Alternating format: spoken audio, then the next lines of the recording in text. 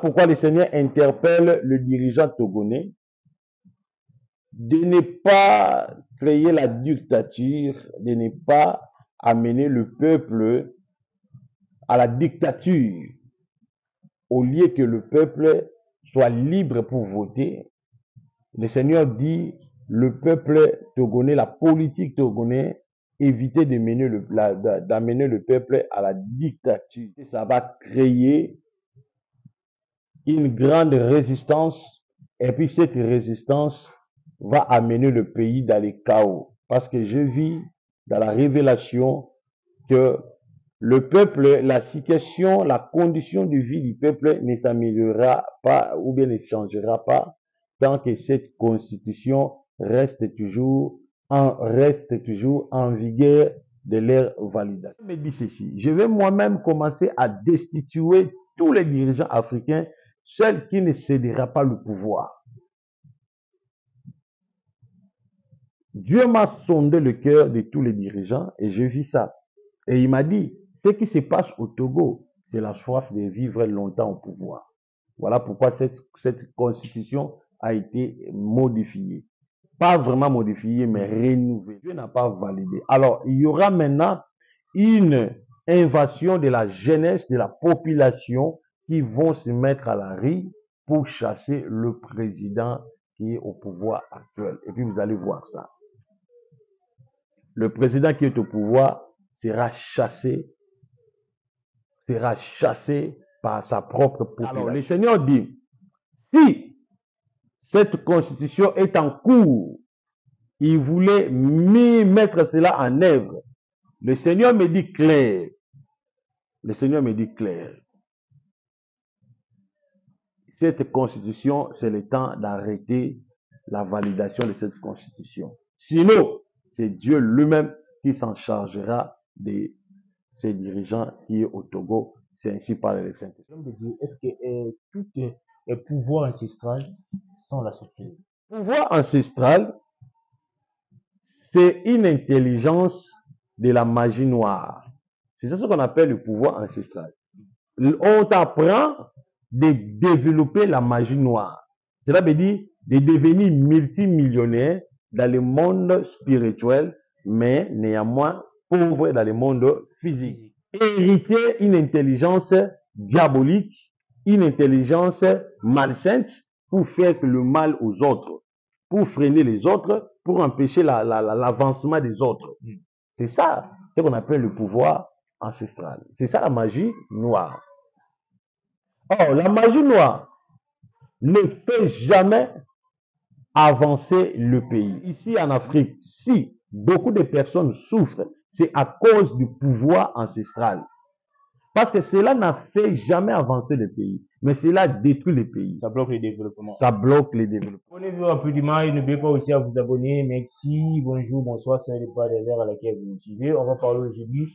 Il y a un message pour le peuple togolais et puis on va aussi parler si les alliances maléfiques. On va beaucoup apprendre, beaucoup comprendre ce qui concerne la spiritualité, c'est pas parce que c'est vraiment important d'apprendre à ce qui concerne la spiritualité, à ce qui concerne les impacts ou les impacts maléfiques. On va apprendre pour ça. Et puis il y a un message pour les peuples togolais. Et tous les peuples africains, restez là, connectés et branchés. On va savoir ce qui concerne cet messager de Dieu. Bonsoir. Bonsoir, chers journalistes. Merci beaucoup. Nous sommes connectés. Il y a nos papas, nos mamans.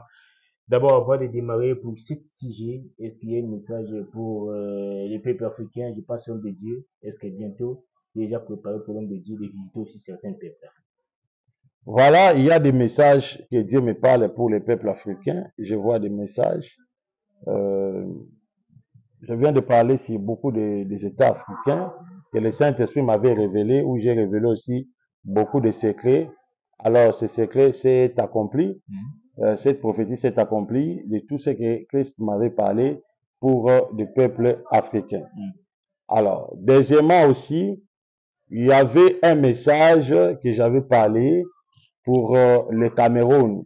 Dieu m'avait parlé pour le Cameroun. J'avais donné un message très précis pour le Cameroun sur la santé du président. J'ai révélé sur ça.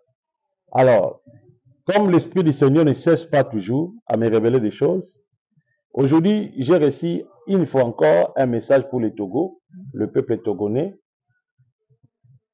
C'est un message que le Saint-Esprit me parle pour tout le peuple. Et je demande à tous les Togonais, partout où vous êtes, les diasporas togonais, vous êtes en Europe, en Asie, partout, vous devez consolider, rester unis pour chasser la dictature au Togo et puis sauver la nation.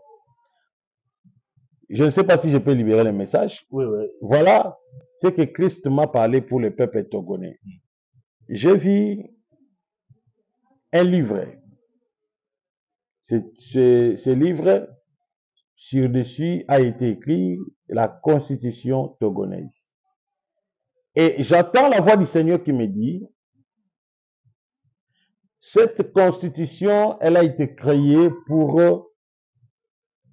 on dirait, dynamiser le pouvoir présidentiel au lieu que le peuple vote leurs dirigeants, mais le peuple ne va pas voter, mais les députés vont voter. Et puis le Seigneur me montre que cette constitution va occasionner beaucoup de la corruption au sein du pouvoir législatif. Législatif, c'est là, veut dire des députés. Le peuple n'aura pas le droit de choisir leurs dirigeants. C'est une constitution où le Seigneur ne veut pas que cela soit validé au Togo. Voilà pourquoi le Seigneur interpelle le dirigeant togonais de ne pas créer la dictature, de ne pas amener le peuple à la dictature, au lieu que le peuple soit libre pour voter. Le Seigneur dit, le peuple togonais, la politique togonais, éviter d'amener le peuple à la dictature. Parce que ça va créer une grande résistance. Et puis cette résistance va amener le pays dans le chaos. Parce que je vis dans la révélation que le peuple, la situation, la condition de vie du peuple ne s'améliorera pas ou bien ne changera pas tant que cette constitution reste toujours en vigueur de leur validation. Ça veut dire que le peuple n'aura pas un changement, le peuple, leur vie, la condition de leur vie ne s'améliorera jamais. Alors, le Seigneur me dit de dire à tous les dirigeants togonais de faire tout pour que le peuple soit libre de voter leurs propres dirigeants. La volonté de Dieu n'est pas dans toutes ces histoires. Les histoires de changement de la constitution, la volonté de Dieu n'est pas là. Et puis cela n'amènera pas les changements au Togo. Le Seigneur a vu l'envie de tous les dirigeants africains.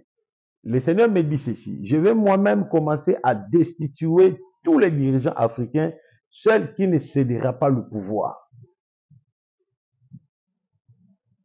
Dieu m'a sondé le cœur de tous les dirigeants et je vis ça. Et il m'a dit, ce qui se passe au Togo, c'est la soif de vivre longtemps au pouvoir. Voilà pourquoi cette constitution a été modifiée. Pas vraiment modifiée, mais renouvelée. Ils ont créé une nouvelle constitution. Ah, voilà pourquoi le Seigneur est contre la constitution togonaise. Et Dieu s'oppose contre ça. Et le Seigneur me montre, je vis dans l'écran, il y a eu des marches terribles. Et le Seigneur me dit, le président qui est au Togo sera destitué par la population. Vous allez voir, retenez-moi cette prophétie. La constitution là, entre en rigueur dès ce jour où ils ont promulgué cette constitution, mais Dieu n'a pas validé ça. Malgré les juges du Togo ont validé la constitution, mais Dieu n'a pas validé. Alors, il y aura maintenant une invasion de la jeunesse, de la population qui vont se mettre à la rue pour chasser le président qui est au pouvoir actuel. Et puis, vous allez voir ça. Le président qui est au pouvoir sera chassé par sa propre population. Parce que Dieu voulait les enseigner, il voulait les interpeller. Il n'est pas dans la validation de cette nouvelle constitution. Parce que la nouvelle constitution-là ne changera pas les pays togolais. Au contraire, cela va encore appauvrir le pays. Et le pays sera pris en otage entre un groupe de politiciens, non la population. Parce que Dieu réside à la population. Dieu ne réside pas à une minorité, mais Dieu réside à la majorité. Et la voix de la majorité, c'est non à cette constitution qui a été validée au Togo. Alors, le Seigneur dit, si cette constitution est en cours, il voulait mettre cela en œuvre. Le Seigneur me dit clair. Le Seigneur me dit clair.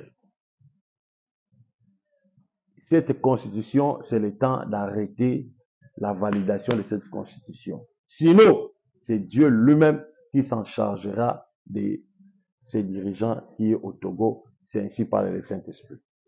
Merci l'homme de Dieu. L'homme de Dieu, il y a quelques questions, parce qu'on sait très bien, des hommes politiques, des gens qui sont remplis de pouvoir, certaines catégories des êtres humains n'aiment pas la vérité. C'est quoi la motivation de l'homme de Dieu? Est-ce qu'il n'y a pas quelques risques? Est-ce qu'il n'y a pas la peur dans l'âme de l'homme de Dieu pour parler la vérité, pour dévoiler certains secrets? Est-ce qu'il n'y a pas la peur dans certaines choses?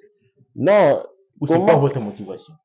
Bon, ma motivation, c'est l'ainsi dit le Seigneur, c'est le Saint-Esprit.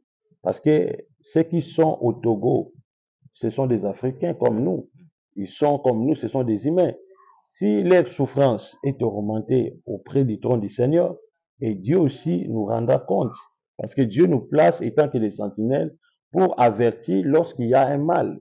Vous comprenez? Lorsqu'il n'y a pas de bonnes choses. Nous sommes là pour avertir. Même dans la Bible, il y a eu des prophètes. Lorsqu'il y avait un ça ne va pas au sein du pouvoir, le prophète allait tout droit pour avertir plutôt aux dirigeants. Comprenez? Oui. Alors, les dirigeants de la terre, vous devez comprendre une chose. Avant que vous soyez dans ce trône, il y avait Dieu. Dieu était là sur ce trône. Avant que vous possédiez le trône, Dieu était là sur ce trône. Dieu gouvernait la terre. C'est parce que l'homme n'a pas voulu que Dieu gouverne. Dans la Bible, vous avez lu ça quelque part. Il a dit, nous devons faire le choix. C'est par là que Dieu a dit, ok, l'homme fait le choix. Ils ont fait le choix de choisir Saoul, qui devait être le roi. C'est le jour où le Seigneur a remis le pouvoir de la terre entre la main de l'homme, que l'homme dirige. Mais Dieu a mis derrière le prophète. Un prophète est là pour avertir. Lorsqu'il y a un ça ne va pas, un prophète est là pour avertir. Lorsqu'il y a un ça ne va pas, il vous dit non, attention, il y a un ça ne va pas, vous devez faire ceci, vous devez faire cela. Comprenez? Donc c'est un peu ça. Alors, le Seigneur m'a doté de l'onction, d'un pouvoir d'avertir lorsqu'il y a un ça ne va pas, ou bien lorsque la ruine ou bien le grand danger peut arriver dans son peuple. Dieu est là pour avertir. Donc c'est un peu ça. Merci beaucoup. On va passer à notre deuxième sujet. Et si l'alliance maléfique, l'homme de Dieu aujourd'hui, si l'alliance maléfique, et si on voit l'alliance maléfique, il y a aussi des bonnes alliances. Si l'alliance maléfique, est-ce que vous croyez aujourd'hui que l'alliance maléfique existe? Est-ce qu'il y a aussi des dégâts si l'alliance maléfique? Oui. Les alliances maléfiques, d'abord, les gens doivent comprendre d'abord qu'est-ce qu'est une alliance. L'alliance, ce sont des accords entre les deux individus où chacun de ces parties avise son intérêt. C'est ça ce qu'on appelle alliance. C'est comme une personne, il est venu s'associer avec une autre. Maintenant, il y a des intérêts.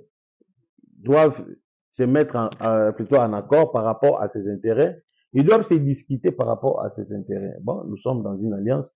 Alors, moi, mon pourcentage, toi, sur ton pourcentage. Alors, dans notre alliance, il y a des interdictions. Ça, on ne peut pas dépasser les bornes. Voilà. Donc, c'est ça ce qu'on appelle les alliances. Alors, aujourd'hui, il y a aussi des alliances maléfiques. Nos ancêtres ne connaissaient pas Christ. Comprenez? Oui. Ne connaissaient pas le vrai créateur et connaissaient le pouvoir ancestral. Maintenant, nos ancêtres, à cause de plutôt à cause de l'envie du pouvoir, ils ont fait des alliances avec des djinns. Ils ont fait des alliances avec des esprits impies. Ils ont fait des alliances avec le pouvoir satanique. Vous comprenez? Mm. Aujourd'hui même, le retombé, le mal ou bien les problèmes de tout ce qui se passe dans nos vies actuelles, ce sont les alliances que nos ancêtres ont déjà commis avant notre existence sur la terre. Mm. Parce que les gens doivent comprendre une chose. Tu ne connais pas la raison de ta souffrance. Tu te poses des questions, comment tu souffres? Mm. Tu souffres pourquoi? Tu es innocent. Tu n'as rien fait. Tu n'as rien tué. Comprenez? Mm. Tu ne cherches pas de problèmes avec des gens. Tu n'es pas un rancunier. Mais la vie que tu mènes, tu passes des moments très durs, des moments de souffrance, des moments de turbulence. Vous ne comprenez pas qu'est-ce qui se passe dans ma vie. Pourquoi tout ce que je fais, ça ne marche pas? Pourquoi tout ce que j'essaye de faire, ça ne s'évolue pas? Comprenez? Très bien. Or qu'en réalité, ce sont des alliances. Peut-être, je donne un exemple. Mm. Un arrière-grand-père, l'envie du pouvoir, il a fait une alliance et dans cette alliance, on lui a demandé de donner deuxième génération, sa deuxième, sa troisième génération. Comprenez? Mm. En échange du pouvoir. Alors, les esprits, ou bien les djinns, ou bien les totems, prendra au contrôle même la troisième génération, ou bien la quatrième génération. Cela veut dire toutes les énergies de tous les descendants de cette personne, depuis la troisième, la quatrième génération, sera sous contrôle de ce djinn ou bien de cette famille, là où le monsieur est allé prendre le pouvoir. Il a conclu une alliance et puis cette alliance a eu un échange. Hein? Lui, il a échangé sa descendance par rapport à son pouvoir. C'était une alliance. Alors, si par la préséance du Seigneur, vous êtes né entre le troisième et la quatrième génération, automatiquement, vous allez subir le rigueur de cette alliance maléfique. Aujourd'hui, il y a beaucoup de femmes, tu ne te comprends pas, alors pourquoi je ne me marie pas? Ok, tu ne te maries pas parce qu'il y a eu une alliance conclue avec tes arrière-grands-pères ou bien ton grand-père. Il a conclu avec tes parents, ils ont conclu une alliance. Alors, à la chance de ta bénédiction, de ton bonheur que le mariage. Voilà pourquoi il y a certaines femmes qui ne comprennent pas. Vous pouvez faire tout, il n'y a pas les mariages. Vous ne pouvez pas se marier, des choses bloquées, même si un homme est bien et bon, un homme est doux, il prie, mais lorsqu'il s'agit maintenant, il devait t'épouser, t'honorer, et l'homme change directement. Parce que sachez que la fille ou bien la personne, elle a une alliance malsaine. Alors, cette alliance-là l'a condamnée. Cette alliance l'a liée. Il y a de certaines filles aujourd'hui dans leur famille et elles ne peuvent jamais se marier. Okay. Elle va te faire des enfants. Elle va te faire des enfants gratuitement sans même donner un dot. L'homme ne peut pas donner un dot, mais elle peut attraper la grossesse gratuitement. Parce que dans leur famille, il y a une alliance faite qu'elle ne peut jamais rester dans les mariages ou bien elle ne peut jamais être honorée par les mariages. Elle devrait aller gratuitement plutôt auprès de l'homme. Vous comprenez? Oui. Donc, ce sont des alliances, ce sont des pouvoirs, ce sont des choses que les gens sont en train de vivre actuellement. Alors, il y a certaines personnes, il y a un jeune garçon intelligent, il a fini ses études, il est arrivé au point maintenant de faire l'expérience de sa vie, de conquérir peut-être un emploi. Il est allé faire les examens, tout, mais les autres sont retenus, lui n'est pas retenu. Or que contraire, lui était très sage, il a même distingué. Pourquoi il n'est pas retenu? Parce qu'il y a une alliance qu'il a réclamée. Mais pourquoi moi je ne me retrouve pas? Pourquoi je ne trouve pas de travail? Pourquoi? Parce que vous êtes réclamé par cette alliance. Alors, vous devez bien examiner la source de ton malheur. Examiner la source de ton problème. Posez-vous des questions là où je suis bloqué, là où je suis retenu.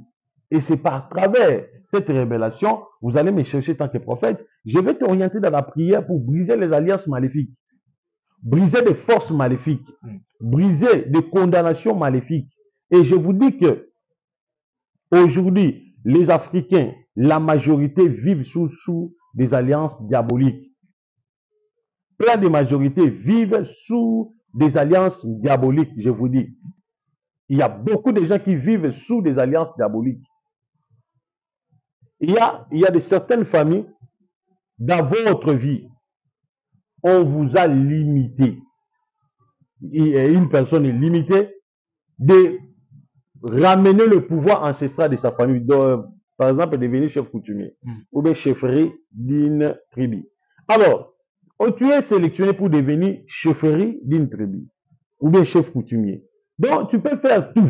Comme ton nom a été sélectionné par les ancêtres, tu feras tout. Alors, si tu fais maintenant, tu te bats pour s'en débarrasser ou bien être loin de ses pouvoirs ou bien chercher une autre habitation ou bien à voyager ailleurs, vous allez se rendre compte que ta vie ne va pas aller, ta vie ne va pas progresser. Donc, ta vie va toujours devenir une vie misérable plutôt. Pourquoi? Parce qu'il y a une réclamation pour que tu sois héritier d'un pouvoir ancestral. Donc, vous êtes marié à travers l'alliance par les sangs humains.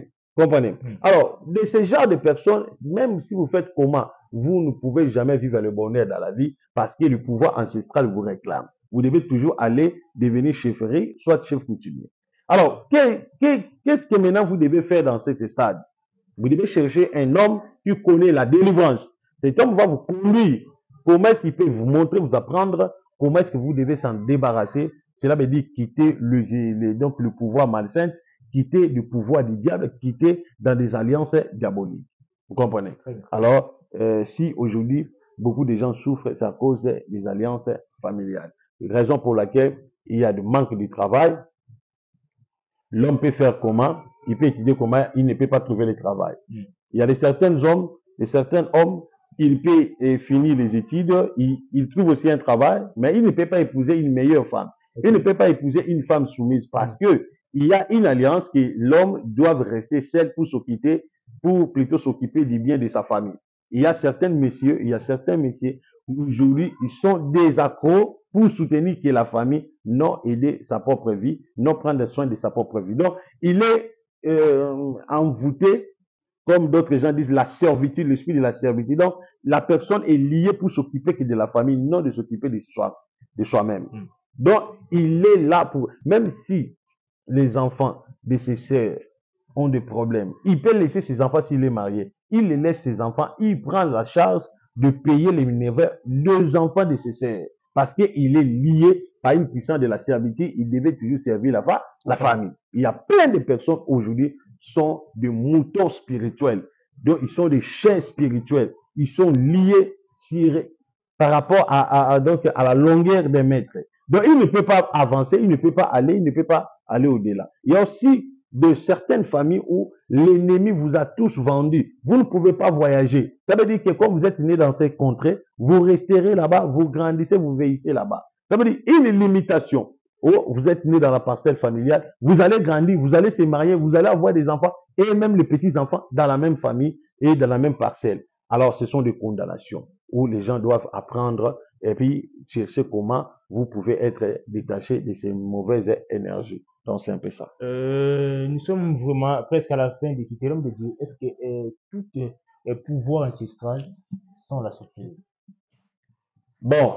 Ou ça dépend des catégories peut-être de certaines tribus? C'est tout pouvoir ancestral, son origine n'est pas de Dieu. Okay. Son origine n'est pas de Dieu parce que dans le pouvoir ancestral, les gens n'acclament pas Jésus-Christ. Les gens acclament les statues, les gens acclament des esprits et puis des énergies. Parce que d'abord, les gens doivent connaître le pouvoir ancestral de la création, c'est quoi? Nous devons aller au fond, dans l'origine. Le pouvoir ancestral, c'est une intelligence de la magie noire. C'est ça ce qu'on appelle le pouvoir ancestral. On t'apprend de développer la magie noire. Cela veut dire de devenir multimillionnaire dans le monde spirituel, mais néanmoins pauvre dans le monde physique.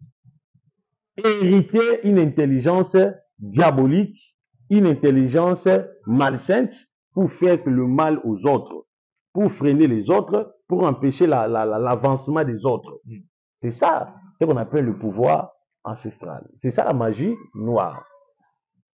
Or, la magie noire ne fait jamais avancer le pays. Même ici en Afrique, si beaucoup de personnes souffrent, c'est à cause du pouvoir ancestral. Parce que cela n'a fait jamais avancer le pays, mais cela détruit le pays. Ça bloque le développement. Ça bloque le développement. Donc, vous pouvez être là, vous êtes innocent, mais un ami, il a un pouvoir ancestral, il devient jaloux de vous parce que vous avancez. Ah non, comment il peut avancer? Je connais une formule, je peux l'attraper, bloquer, pour qu'il reste dans la même condition que moi. C'est ça le pouvoir ancestral. Il te bloque. Tu restes dans la même condition que lui. Les systèmes, les maladies mystérieuses, XL mystérieuse, et VH mystérieuse, des maladies mystérieuses, ce sont des pouvoirs ancestrales. Le pouvoir ancestral, ça apprend les gens à les détruire les vies humaines, à les détruire même les innocents. Donc, ce n'est pas un pouvoir heureux ou bien un pouvoir provenant de Dieu, non. C'est un pouvoir provenant de la force diabolique. C'est une malédiction. C'est ça ce qu'on appelle le pouvoir ancestral. Mais, attention, on ne les confond pas avec le sacrifice pour hériter un pouvoir pour le bien-être de sa famille. La Bible dit, il n'y a aucune bénédiction, c'est la bénédiction de l'Éternel qui enrichit. Et il ne fait suivre de qu'un chagrin. Une maman, elle s'est sacrifiée pour que ses enfants deviennent des multimillionnaires. Mais avant d'être sacrifiée, elle vous a recommandé de trouver quelque chose comme son représentant. Par exemple,